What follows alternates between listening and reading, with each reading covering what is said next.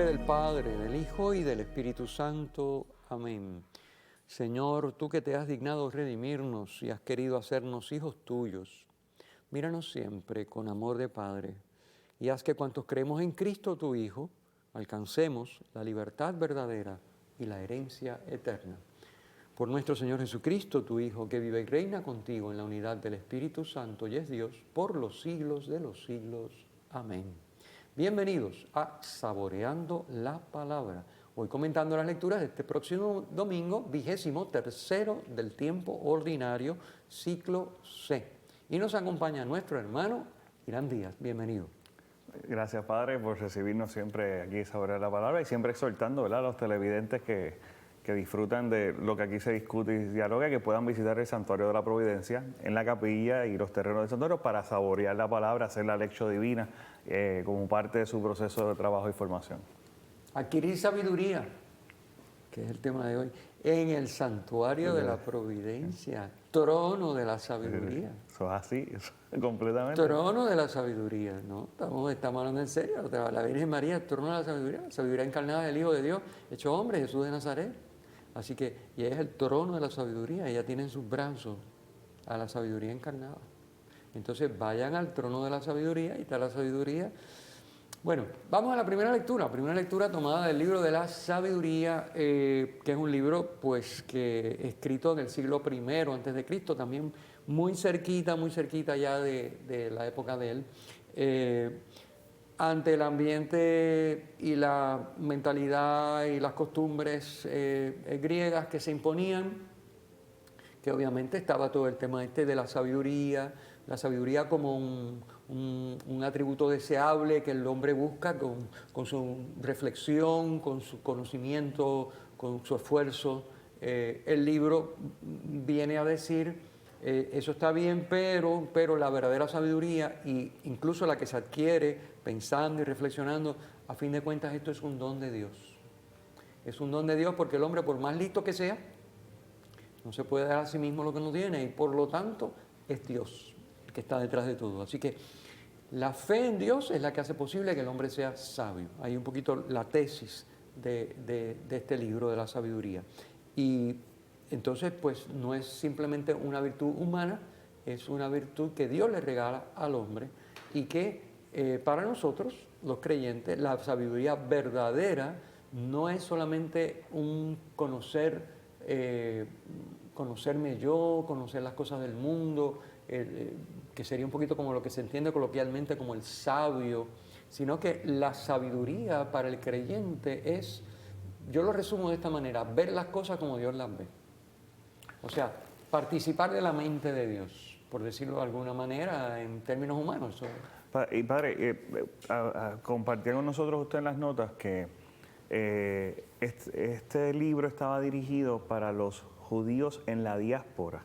En el siglo I, los judíos en la diáspora que estaban ubicados posiblemente en Alejandría. En las zonas con más influencia griega, en Alejandría quizás. Y entonces el libro, de alguna manera, porque cuando uno está afuera y está expuesto a otros pensamientos, y me imagino ese concepto completo de la sabiduría, posiblemente en la identidad, las confusiones, las mezclas, y este libro viene a traer nuevamente al centro a Dios,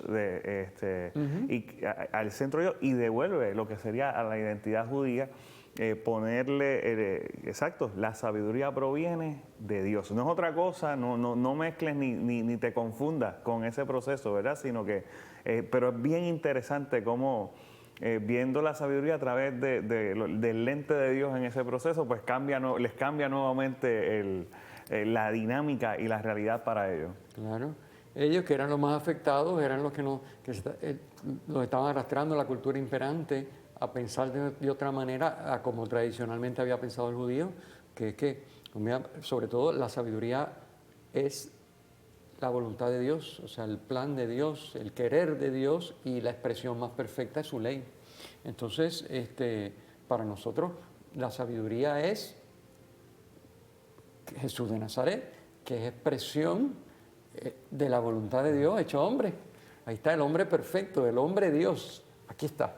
Entonces, pues esa es la sabiduría. Entonces, para nosotros, sí, conocer muchas cosas, saber lo que es sabio en términos del mundo, está bien, pero la verdadera sabiduría, la que nos va a abrir las puertas de la vida eterna, no es la sabiduría de cosas del mundo, que también es buena y es indispensable y en cierta medida no se puede vivir sin ella, sino es la sabiduría de ver las cosas como Dios las ve, para querer lo que Dios quiere, que se nos haga más fácil hacer la voluntad de Dios. Fíjense que sin sabiduría, si yo no veo las cosas como Dios las ve, un poquito, obviamente, la mente de Dios es insondable, yo no puedo ni competir, ni pretender que yo sea como Dios, pero es decir, en la medida de lo humanamente posible, siendo todo un don, pues esto es un don. Dios me dice y me revela y me ilumina, que es la función sobre todo que le atribuyen al Espíritu Santo, la luz, esa luz que ilumina para que yo pueda decir, mira, efectivamente, esa inspiración divina, debo hacer esto, debo de buscar aquello, debo de hablar con fulanito de tal, o lo que sea, ¿no? Esa inspiración para actuar humanamente, pero guiado por Dios, Dios te ilumina, es que esto se debe a aquello o a más aquello, lo que sea, ¿no? Esto es bien importante entenderlo, porque en ese sentido la sabiduría me abre las puertas a poder hacer las cosas que Dios quiere, como Dios quiere, y recorrer el camino de la salvación, o sea, ser verdadero discípulo que camina detrás de su maestro. Esa es la estrategia del tema de la sabiduría, así que conocer los designios de Dios. Parecido a lo que hacían los judíos con el tema de la ley. Nosotros lo hacemos con la voluntad de Dios, que es una expresión más plena. La ley era, diríamos, como una figura de lo que en realidad llegaría a ser la verdadera ley, que es la voluntad de Dios, que se nos manifiesta y se nos ayuda a vivirla, por medio de la inhabitación de la Trinidad en nosotros, sobre todo el Espíritu Santo, a que se lo atribuimos tanto, y obviamente de Cristo, la sabiduría encarnada. Bueno, vamos a la segunda lectura. La segunda lectura es una carta que no se lee mucho, ¿verdad? La carta de San Pablo a Filemón. La carta de San Pablo a Filemón. Explicamos brevemente de qué se trata, ¿verdad? Claro que sí. Para que los televidentes sepan, porque no es una carta conocida, no es como Romanos o como Corintios, sino que esto prácticamente no se lee. Entonces, bueno, ¿qué es lo que está pasando aquí? Bueno, San Pablo está en la prisión y en la prisión se encuentra con un tal Onésimo, que era esclavo, ¿verdad? De un tal Filemón. Y entonces parece que Onésimo se había fugado de su amo, Filemón. Quizá porque Filemón no era muy buena gente que digamos, o porque se cansó de ser esclavo, eso no lo sabemos. Pero lo que sí es cierto es que San Pablo en la cárcel coincide con ese ex esclavo, que era esclavo de Filemón, Onésimo, y entonces obviamente lo convierte. Así que habiendo antes convertido a Filemón, o sea, en una de sus andadas y sus viajes, se empató con Filemón y hizo cristiano a Filemón. Y ahora hace cristiano a Onésimo, el esclavo de Filemón, fugado, que está con él en la cárcel. Y ahora entonces dice, bueno, este esclavo tiene que volver a su dueño porque es injusticia lo que corresponde. Pero no lo voy a mandar así porque le van a entrar a patadas. Así que déjame hacer una cartita, ¿verdad? Como un referido. Y entonces la carta a Filemón es como un referido. Podemos escribir como un referido. Es decir, mira, aquí te mando a mi hermano, que he engendrado en la cárcel, engendrado en la fe, en la cárcel, a nuestro mutuo hermano y amigo querido, y si yo lo quiero mucho, ¿cuánto más lo querrás tú? ¿Verdad? Hay un poquito como que... es decir, oye, cuidado con caerle encima porque se fugó, ¿verdad? Enviándole un mensaje amoroso. Es muy interesante, sí. Muy interesante la carta. O sea, está diciendo entre líneas, cuidado con caerle encima, porque tú me debes mucho a mí también y yo tengo mucho de dónde cobrar. Así que, ojo, a este me lo tratan bien. Eso es lo que dice el referido. Exacto. Entonces, pero muy linda, muy cortita la carta, pero muy bonita. Y entonces, obviamente San Pablo dice, este hombre pues, que se ha convertido aquí por mi predicación, pues me gustaría retenerlo conmigo, me es muy útil. Que de hecho, Onésimo, la palabra, el nombre Onésimo significa útil. Útil, ok. Así que Onésimo me resulta útil. Así que útil me resulta útil y lo tengo aquí conmigo en la cárcel. Y hombre, estoy en la cárcel, me gustaría quedarme con él, pero no, yo sé que esto te lo devuelvo, pero te lo devuelvo no para que lo siga usando como esclavo, porque ahora somos cristianos todos los tres. Así que si somos cristianos los tres, ya no hay esclavos ni libres. Aquí todos somos hermanos en el Señor. Así que te lo devuelvo para que lo recobres como libre, para que lo recobres como un hermano querido en la fe. O sea, fíjense ya cómo Pablo, siendo la esclavitud una cosa normal, aceptada y sin discusión, que a nosotros nos parece una barbaridad. Hoy, claro, 20 siglos después, pero en aquel momento eso estaba bien. De hecho, hasta hace poquito estuvo bien. A mucha gente le parecía muy bien. Había otras que se indignaban con razón. Bueno, pero él dice, bueno, yo voy a respetar el que tú eres su propiedad, pero te lo devuelvo porque ya es un hermano en la fe. Y los hermanos en la fe no se pueden poseer.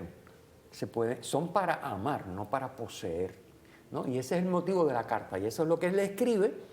Y no sabemos, pero suponemos que Onésimo haya sido útil en otro sentido a su antiguo amo Filemón. Es decir, que haya sido útil como hermano en la fe, como colaborador. A lo mejor allí mismo no sabemos porque la carta no es muy escueta, no dice qué cosa era Filemón. A lo mejor Filemón tenía una comunidad cristiana que reunía en su casa y Onésimo le ayudó, entonces empezó a ayudarle también en la predicación, en fin, no sé. Y entonces es interesante porque conlleva hasta cierto punto un acto de desprendimiento de parte de Pablo. Sí. Porque él le dice, mira, porque me ha sido muy útil, ¿sabes? Dice, algo bueno tiene que estar haciendo para poder, dice, pero lo correcto y hacer lo correcto. Me imagino también, ahí yo creo que todas las partes tuvieron sus procesos. Claro. Onésimo, con el asunto de regresar, después de haberse escapado.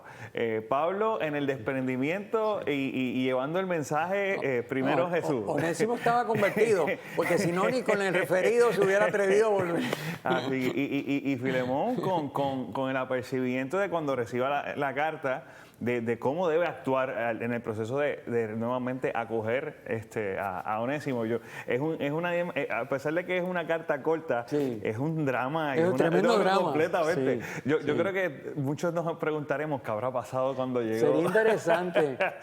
Bueno, al fin del mundo, cuando se revele todo, lo sabremos, ¿no? Pero ¿qué habrá pasado? ¿Lo habrá acogido? ¿Lo acogió bien?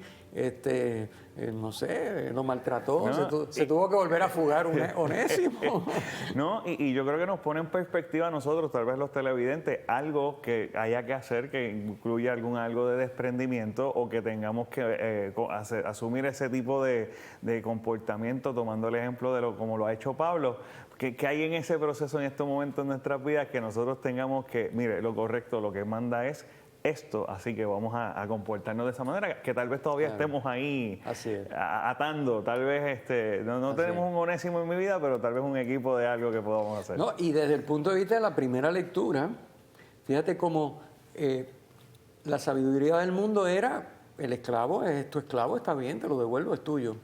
La sabiduría que trae la fe, que es de la que nos habla la primera lectura, que es donde Dios es, ok, legalmente es tu esclavo, pero es tu hermano en la fe. Así que te pido que lo recobres como hermano. Porque en Dios somos hermanos, en Dios no hay esclavos. Ni nosotros somos esclavos de Dios, ni somos esclavos unos de otros.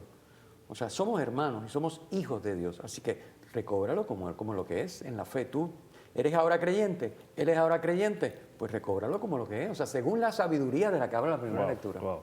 O sea, que interesante ya ver el primer ejemplo de la sabiduría en un caso concreto, que es el de la esclavitud.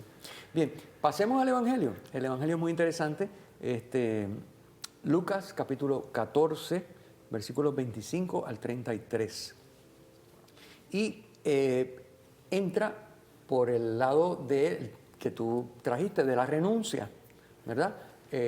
Igual que en el referido le pedimos a Filemón que renuncie a tomar a Onésimo como esclavo, sino que lo acoja como hermano, Pues entonces en el Evangelio Cristo nos va a invitar a la renuncia. La renuncia es bien importante porque, a ver, esto es bien sencillo, corresponsabilidad 101. Todo es don de Dios. Así que nada es mío. De aquello de lo que yo me apropio, estoy diciendo no es don de Dios, es propiedad mía. Yo soy el dueño, no es Dios. Así que ya estoy mal. Así que no puedo apropiarme de nada. Tengo que recibirlo todo como un don. Igual que Pablo le pide a Filemón que reciba a Onésimo, igual que él se lo cede como un don. O sea, es todo tiene que ser comunicaciones de dones.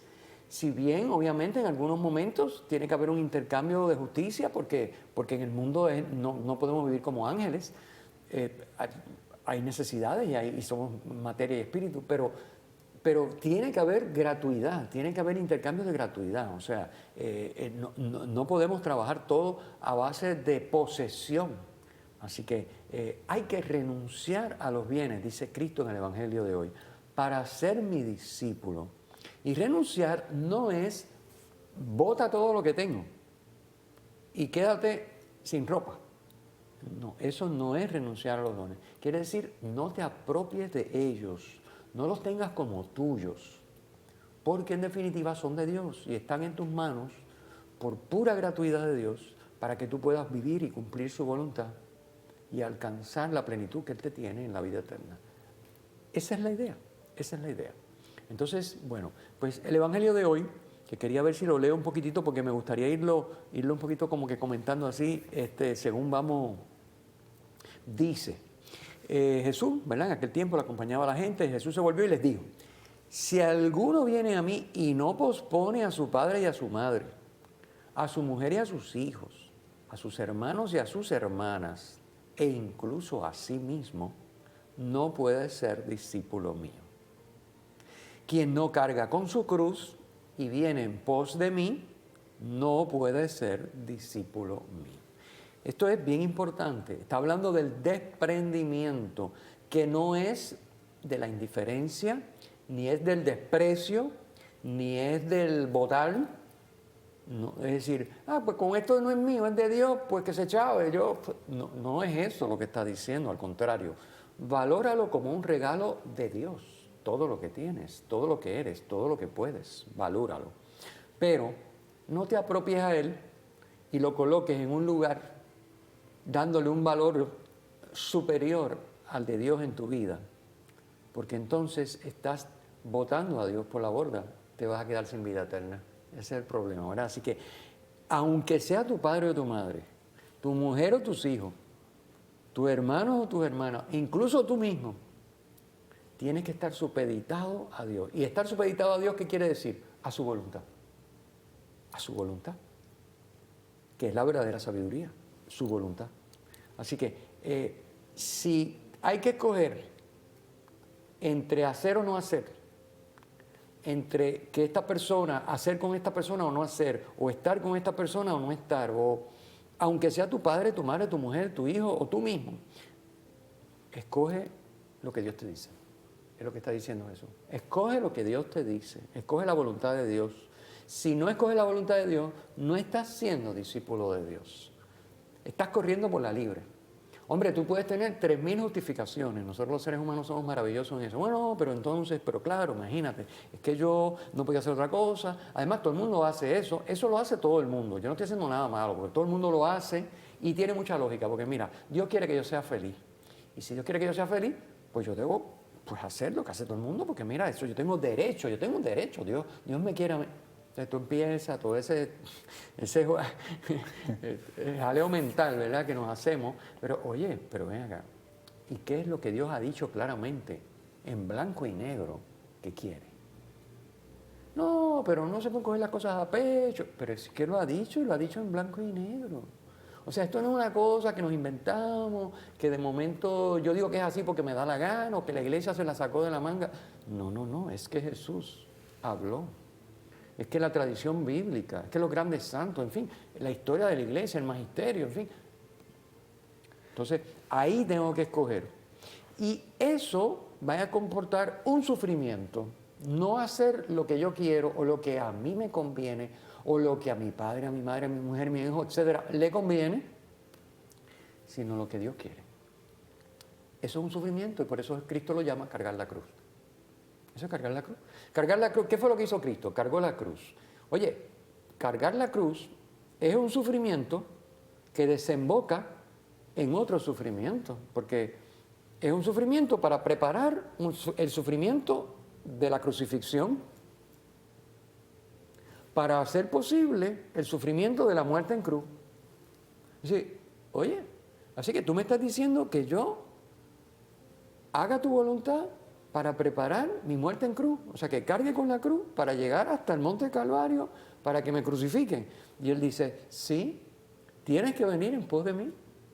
O sea, yo cogí la cruz, caminé, me clavaron, morí en la cruz, y te estoy diciendo que vengas en pos de mí, detrás, ponte detrás, haz fila. Muchachos, hagan fila detrás, y de eso que se trata. ¿No estás dispuesto a hacer fila detrás de mí? No puedes ser mi discípulo.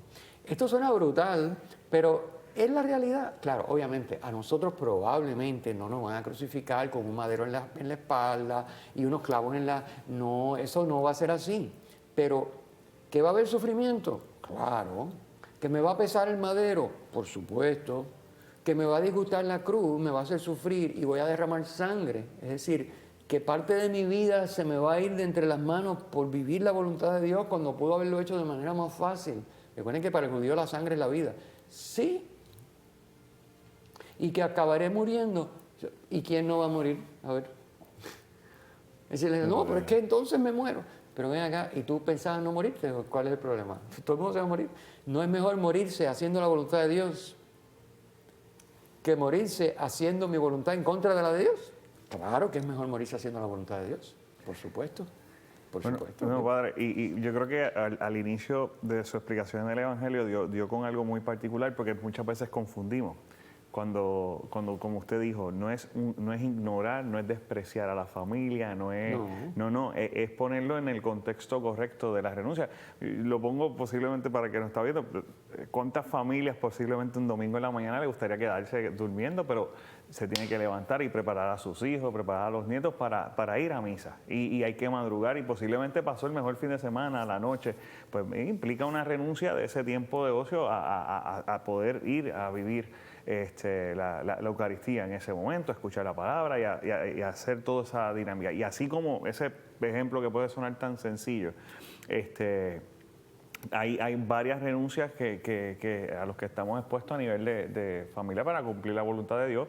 Y si uno de alguna manera tiene algún tipo de confusión o desea inspiración, a la primera lectura pedir la sabiduría para poder vivir esa voluntad de Dios en nuestra familia, en nuestro día a día, porque dio varios ejemplos, pero a veces el más difícil es renunciar a uno mismo. Sí, a veces, o sea, sí. pone el contexto y uno dice, wow, no, es que a veces esos no son. Tal vez ahí son más fáciles. Cuando le toca a uno mismo, renunciar a uno mismo, ahí también, ahí duele porque toca la sensibilidad de uno mismo. Es fuerte. Pensamos, por ejemplo, en ejemplos concretos hay montones. Una familia que tenga, por ejemplo, un hijo con una condición de salud permanente o una condición terminal o un anciano en la familia. Es decir, pues claro, es decir, no se trata pues, desentenderse, ese no es mi problema, yo pongo a Dios primero, así que yo me voy para la iglesia y aquí esto que resuelvan como puedan. Es decir, o yo tengo mi ministerio y yo tengo que atenderlo, así que, pues qué sé yo, el viejo o el niño enfermo, el qué sé yo, pues a ver quién lo cuida. No, es todo lo contrario, es ¿qué quiere Dios que tú hagas? Dice que el amor, les doy un mandamiento nuevo, que se amen como yo los he amado. Es decir, ¿qué me está diciendo Jesús que haga con ese hijo, ese familiar enfermo, con ese anciano, con esa condición inesperada que he tenido que atender, etcétera? No. Mi tiempo es mi tiempo, yo tengo derecho a ser feliz. Dios quiere que yo sea feliz. Y a mí esto me da mucha felicidad, mucha satisfacción, yo no puedo dejar de hacerlo. Bueno, felicidad y satisfacción debemos estar pendientes de que la tengamos seguramente en la otra vida. Porque en la otra vida puede ser que hay mucha satisfacción, mucha felicidad, que Dios quiere que sea feliz, según lo que mucha gente... Obviamente, esta es la mentalidad del mundo. Dios quiere que yo sea feliz. Bueno, Dios quiere que tú seas feliz, claro que si quieres que seas feliz, lo más posible aquí, pero que no te pierdas la felicidad de allá. Porque si por ser feliz aquí te vas a perder la de allá, te tengo noticias. La de aquí se acaba y la de allá es eterna. O sea que te tengo noticias. Me parece que tu decisión está bien floja, pero bien floja. Así que, pues de esto es que se trata. O sea, hay muchos ejemplos y uno tiene que saber, como dijiste, muy bien dicho, buscar a Dios para que nos dé sabiduría, para hacer su voluntad. Que a fin de cuentas se resume en amar como Él nos ha amado. Eso es. Pero, como es lo que Él hizo, por eso Él puede decir, pónganse detrás de mí, caminen detrás de mí, sigan, tomen su cruz y pónganse detrás de mí, en pos de mí, vengan detrás. Eso es lo que es una imagen muy gráfica, muy clara. Así que, nada, Él resume en el Evangelio diciendo, el que no renuncia a todos sus bienes no puede ser discípulo mío.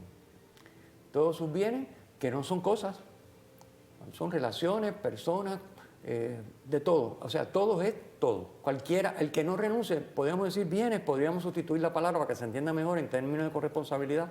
El que no renuncia a todos sus dones, por decirlo de otra manera, no puede ser discípulo mío. Que no esté dispuesto a que los dones que yo le dé, renunciar a ellos si es necesario para cumplir mi voluntad, olvídate, muchacho, no vas para ningún sitio. Wow. Eso es lo que está diciendo. Bueno, se nos termina el tiempo. Damos gracias a Dios por este programa, por esta palabra que el Señor nos regala, que nos ilumina la vida a todos, a nosotros los primeros. Les invito a visitar pacrisred.org, el sitio web de la parroquia Cristo Redentor. Allí encontrarán este programa, el comentario leído y toda una serie de recursos.